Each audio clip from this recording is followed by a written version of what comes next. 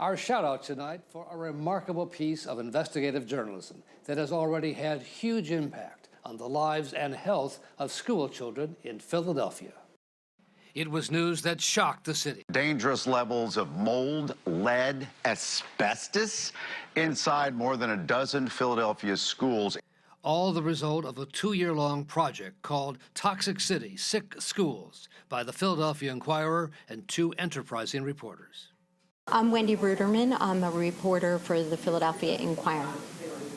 And I'm Barbara Laker. I'm a reporter also for the Philadelphia Inquirer. After the scandal of dangerous lead levels in the drinking water in Flint, Michigan, the 2 reporters wanted to know what the story was in Philadelphia. We wanted to take a look at Philadelphia's numbers and see if children in Philadelphia were being exposed to lead, and we learned that kids in Philadelphia were actually exposed to lead and had lead poisoning at far higher rates than in Flint, Michigan. And so they looked first at homes and landlords, then playgrounds, and finally schools. We were actually really shocked how bad the conditions were in the schools. But it took months of work to prove it, and a lot of stealth, finding teachers to conduct tests inside the school. Teachers were very reluctant. They were afraid of retribution from the school district.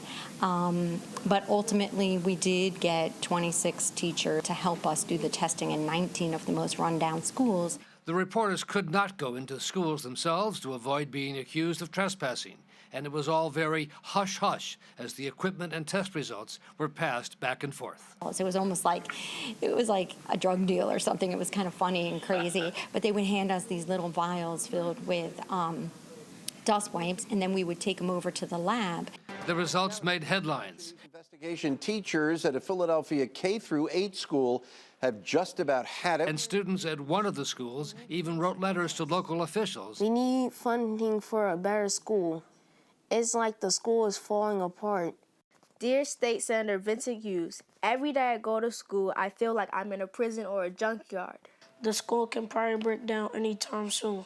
Our doors are broken computers and leaking heaters. We had one little boy, Dean Pagan, who was a first grader in a school, and he was sitting at his desk trying to learn, and there was a ton of lead paint on the ceiling above his desk, and it fell on his desk and on the floor beside his desk.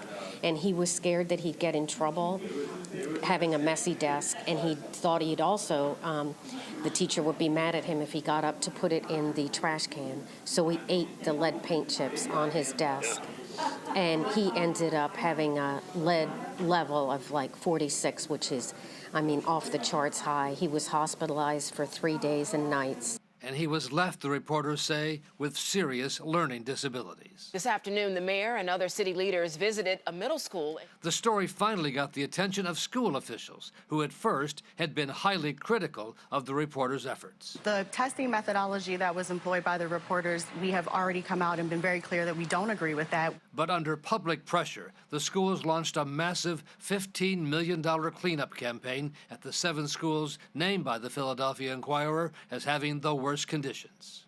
But that sort of raises questions about all the schools that we didn't get into and we couldn't get teachers to test, or we just, you know, it's just so vast. It was a big commitment from our newsroom, and it involved pretty much the whole staff, and yes, myself and Barbara and Dylan Purcell, who helped us do a lot of the data analysis of maintenance logs. Ultimately, our job is to expose something that's wrong and shed light on it, and then empower people with knowledge, and then on top of that, empower the community to actually pick up the ball and have conversations that make change, and that's what's happening here in Philly.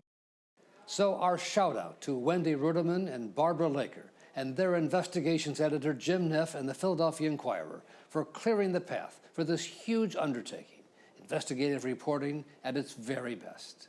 That's our program for tonight. Thanks for joining us. We'll see you again here next week. Good night.